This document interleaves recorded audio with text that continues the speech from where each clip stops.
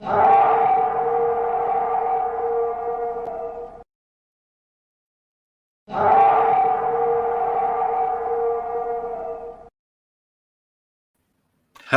and welcome back to our third episode.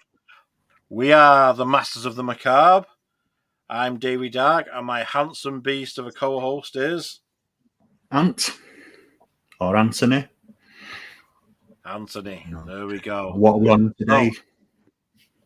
What have we got on today? Well, slightly shifted from the slasher wars, slightly over to the left-hand path here, and we're going with Satanic Wars.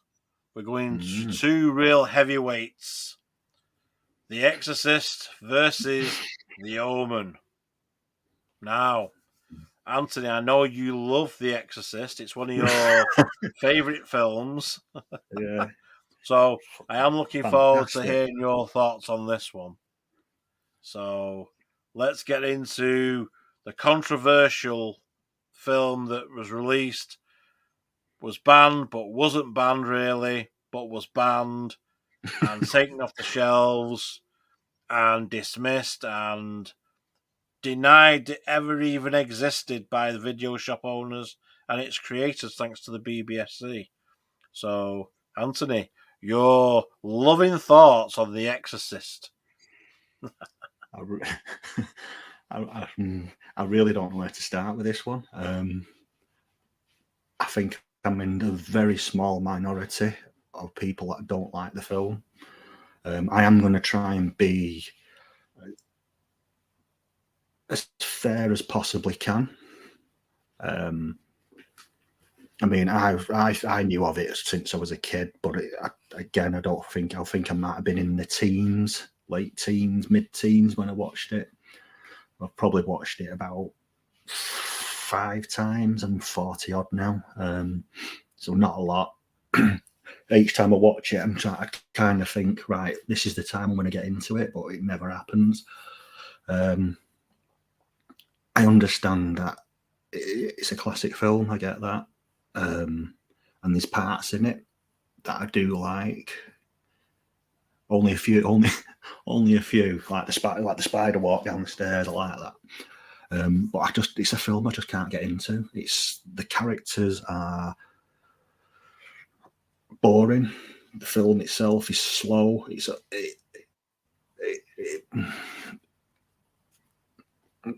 No, I can't. I just don't like it.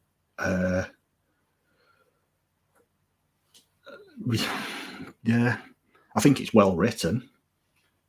I do think it's well written. The acting's all right, but I just think the characters are boring. I think if that makes sense, it's just a film. I just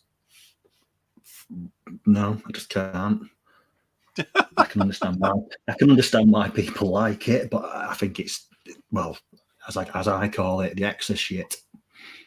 I don't like any of them.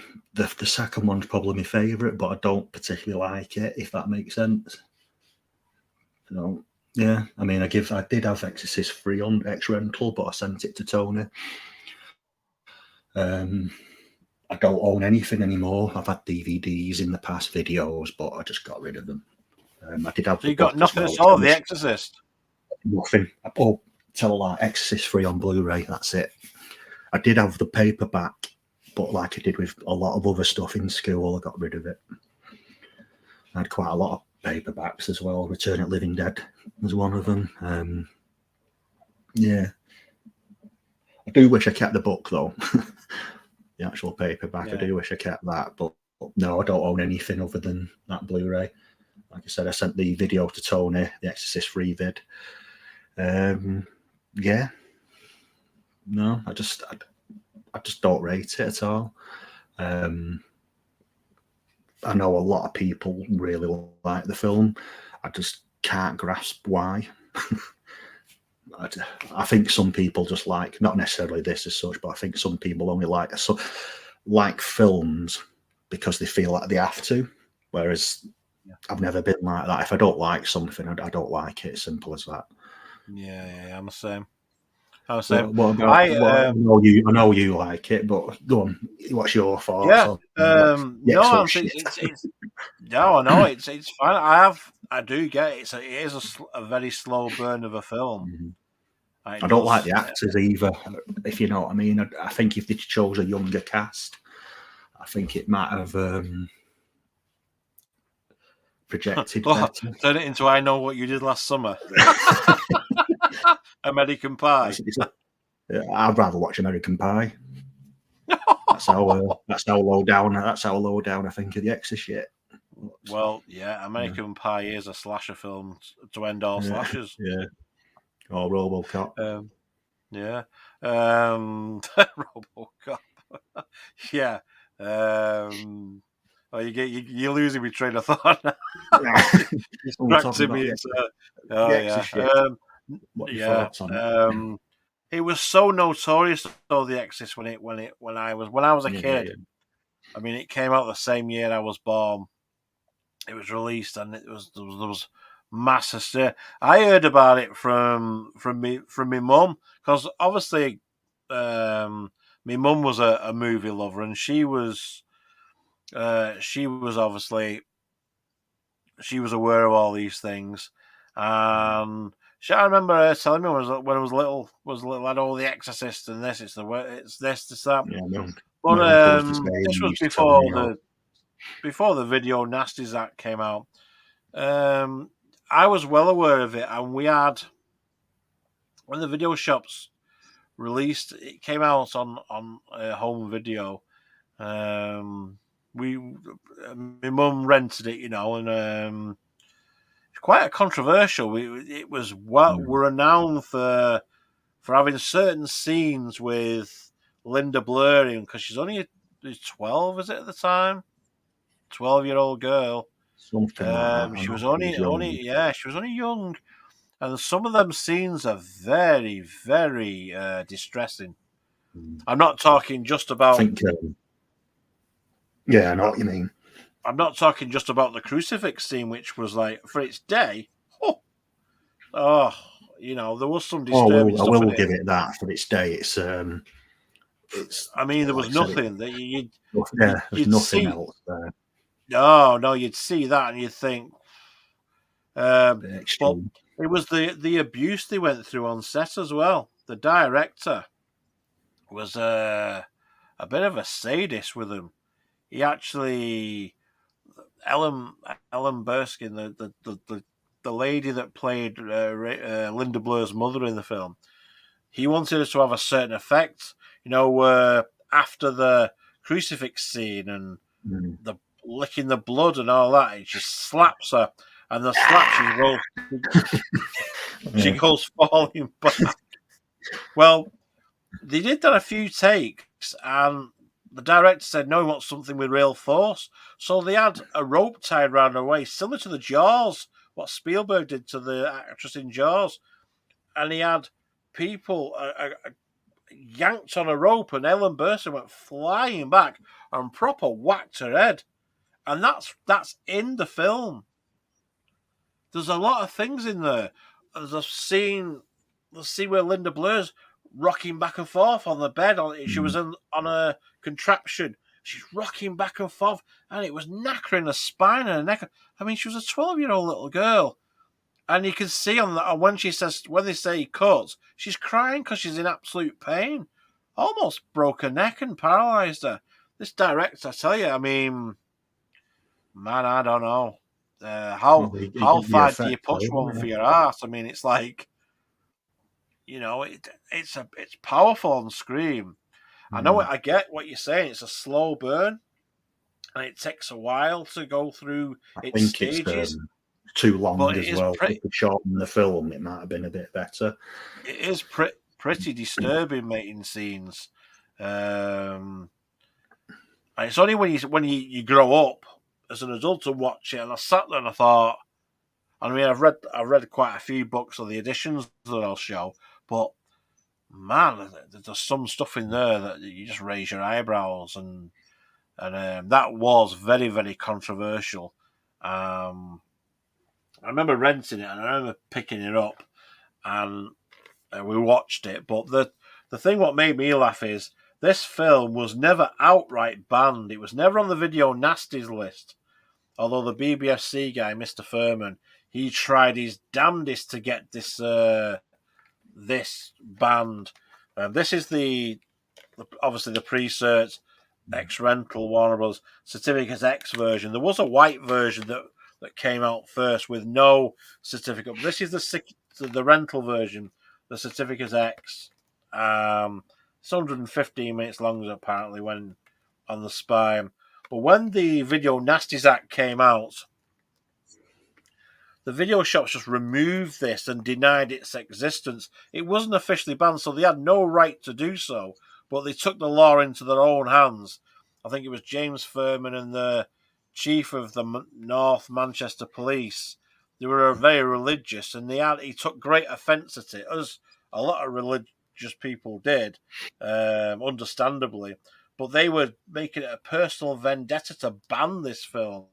So when I purchased this off the flea market one week, it wasn't illegal to purchase it because it wasn't banned officially. But as you can see, it's the Cert X, but then there's a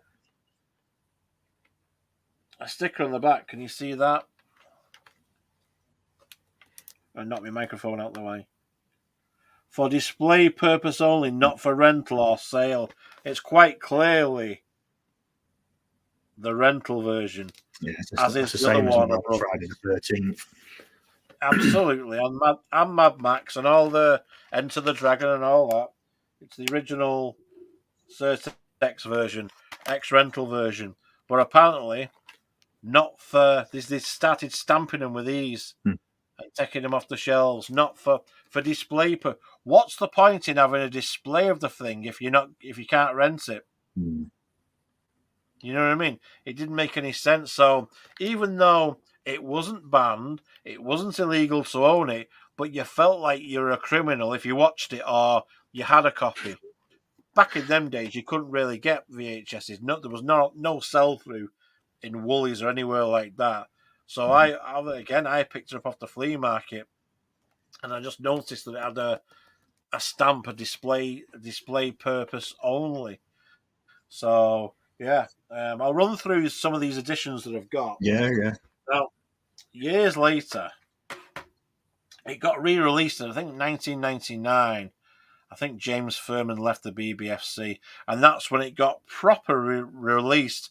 And it got released on VHS again. And then there was all sorts of rumours of it, the different versions. But one of the versions that I picked up was this. I found a lovely box set.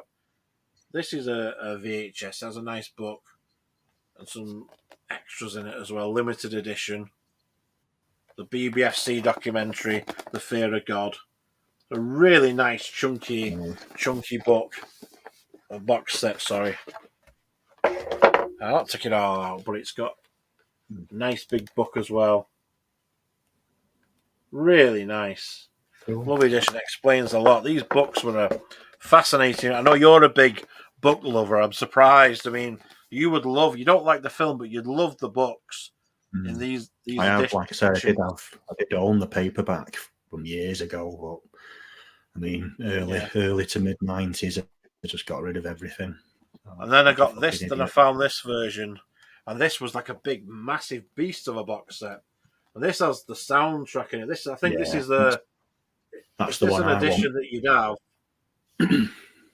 I think this would be the one you'd have, right? That's the only one I'd own. It's quite rare to come by now.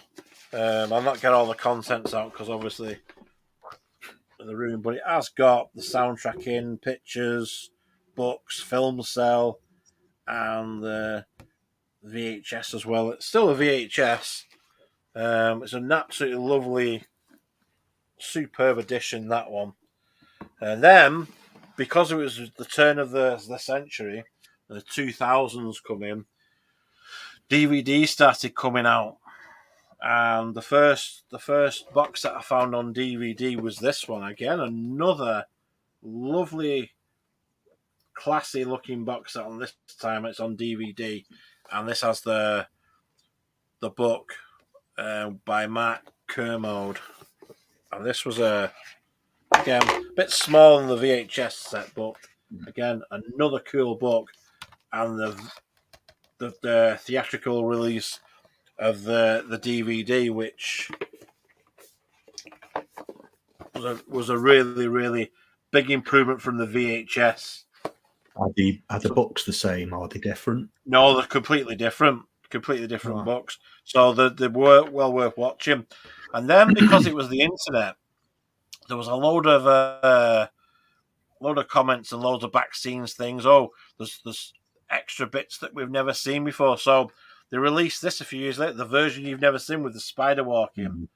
So I picked up that. It used to have the slipcover on in silver with that picture ray on, but it ripped, and I threw it away, stupid.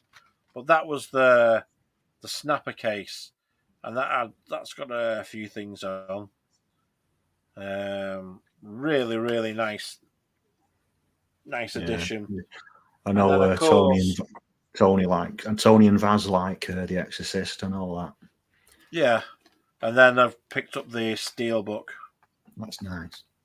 You know, the Blu-ray Steelbook. That's a nice protective cover. Yeah.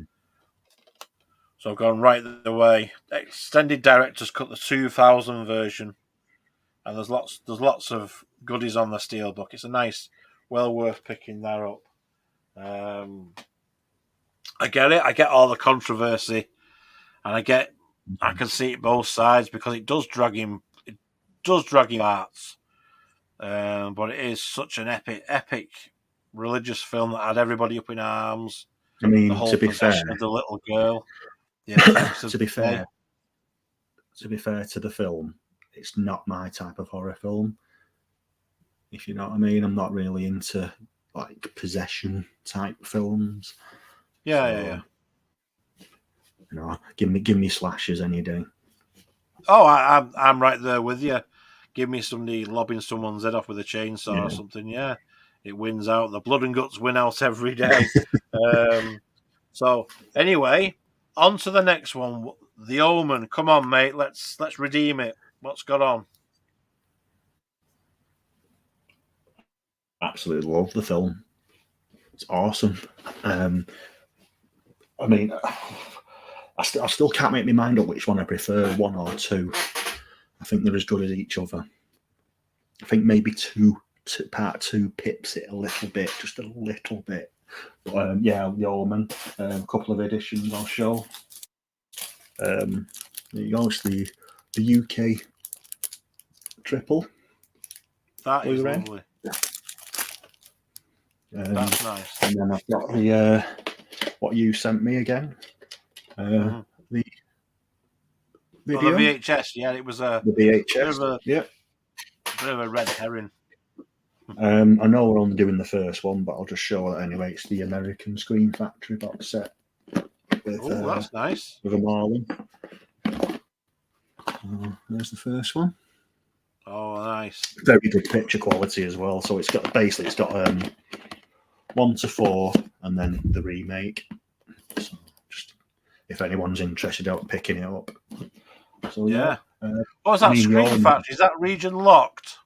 It is, yeah. It's just region 1. So you have to have a multi-region play to watch it. Yeah.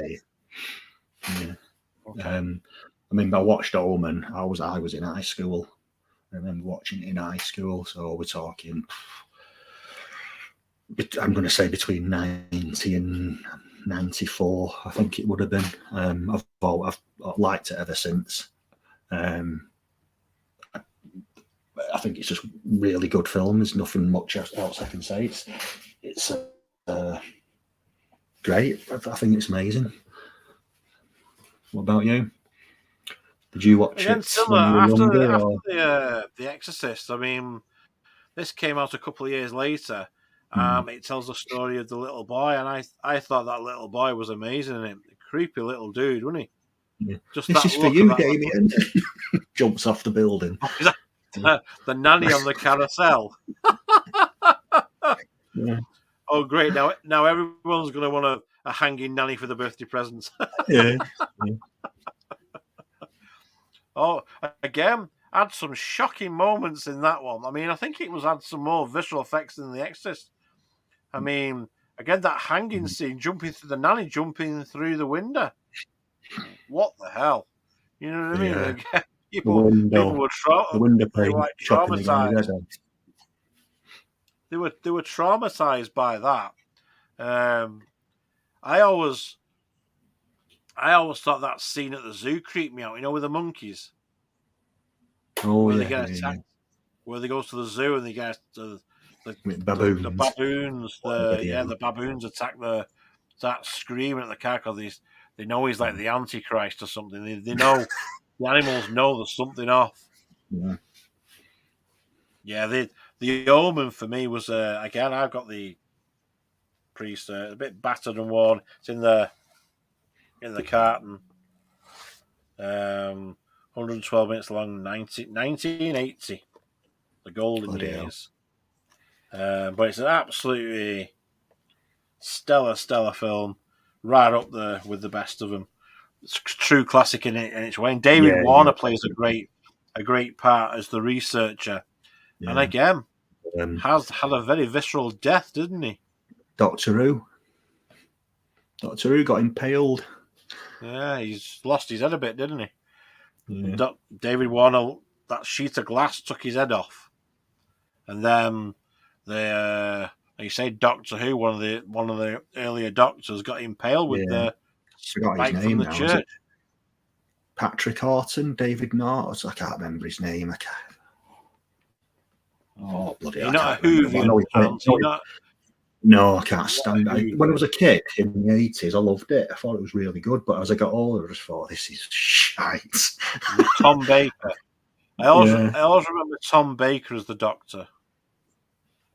The Sylvester McCoy and what was the other the blonde guy? Christopher. Is it Christopher? Well, it was Pertwee, wasn't there? Yeah. Pertwee. What was it called? 80s. And Peter Davidson. Peter Davidson took over. Peter Davidson took over Tom Baker. Tom Baker was always. I think I watched the most episodes with Tom Baker, with the curly hair. Yeah, it's Peter Davidson. I'm thinking. Yeah, that's who I'm thinking of. And then Sylvester McCoy, I think, was after him in the late 80s. Oh well, I lost interest when Peter Davidson took over. I was not my. Like I say, it's not my thing. Doctor Who. My sister used to watch it. Were the best. My sister used to watch Doctor Who, but once Tom Baker went and I was growing up and I was more into the horror thing, it just I lost interest. But the Omen, it had some plagued production as well, wasn't there? Yeah, I was just about to say that. Yeah, it had some curse. People were saying it could have been a curse on the production because they did have some weird things happen, didn't they? Yeah. Can't remember any actually. Didn't someone die on the set? I can't remember. Probably. The other part. When I got picked up this nice DVD set when it came out, limited edition box set, 25th anniversary. Because one thing that the Omen has, it's got for me 2 other solid sequels after it. You know, this one opens up into like the cross. Is it the cross? The cross, yeah. I'm not going to do it because I'll knock my microphone out of the way, but it is a really, really nice box set. It's got some nice artwork on the inside as well. Yeah. You are the chosen one. Well, yeah, that has been said. But I liked all. For me, there's just 3 of them. I didn't mind all 3 of them. They were good. They were good, solid films. I couldn't get into the 3rd one. As I've watched it as an adult, I kind of appreciate it more. With Sam Neill, as a kid, when he's older, yeah. I mean the 3rd one was done in 79, but it wasn't released till I think 81. I think something like that. If I remember rightly, sure it was filmed a couple of years before they released it. If my memory serves me correct. Yeah, it's. So which do you prefer? I liked all of them. I mean, they are solid films, but the first one, first one for me, like with a lot of the things, the first one's always captivating when they go digging up the grave of the mother, of the child's mother, and it's a jackal, bones of a jackal. Then they get savaged by Rottweilers. Like I was saying, I think the second one just slightly pips it, and I think that's because he's older, so he has more interaction. Like he speaks, obviously, if you know what I mean. He's young adult, or child, I suppose you could say, but you know what I mean. He has more interaction. He speaks, so I think it just slightly pips it. I think the second one for me. But anyway, we're not here for sequels. So I'll get them out of here, yeah. But Gregory Peck's brilliant in that one. Lee Remick, classic. Classic. Even The Exorcist is a classic film. I just don't like it. I will hold the hands up and say, it is a classic. I can understand why people like it, but I just don't really. Yeah, I get that. No, I get it. It's whatever floats your boat. I mean, I'm the same with the Halloween sequels, aren't I? I'm just not invested in any of them. Anything after part 3, I'm just not invested in. It's just like whatever, because I'm so invested in the first 2. That's it, and then the masks come out, and then so on. But it's the same with a lot of horror films. You don't get invested in all of them. Same with everything. So. Anything else, Anthony, have we got anything else in the warehouse? No. Like I said, most of my stuff I've got rid of over the years. I had the book of that as well, the paperback. You like your books, don't you? You like your literature. I like I normally do, get rid of stuff. I said I had tons of stuff in school bleeding. Now there's probably stuff I'd had and I forgot about. Yeah. Oh, like I was saying to you, these pictures. Someone's got pictures of me with like Friday 13th poster and my Freddy mask and that from when I was like 10, 9, 10, which I got from Blackpool. But I think my aunt's got the photos, and we don't speak, so it's a shame. Yeah, it's a shame. It's a shame. That's it. Right, so then. Which do you prefer then? I think everyone knows my answer. Now then, this is a big one. It is a big one because I do like the Omen. I do really like the Omen, and I do love the Exorcist. I mean, I've got more versions. Obviously, I've got more versions of the Exorcist.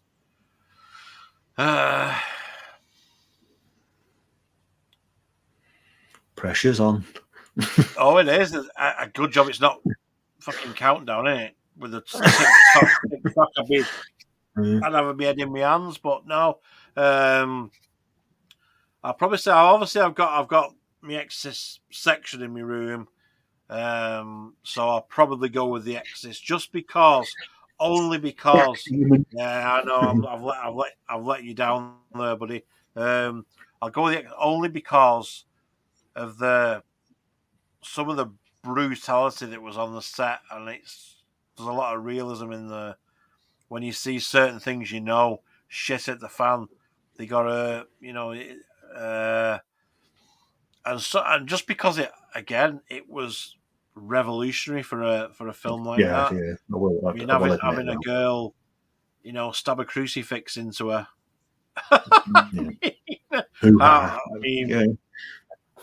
And then obviously Eileen Lutter was great as the face of Pazuzu that flashes. That was one freaky moment.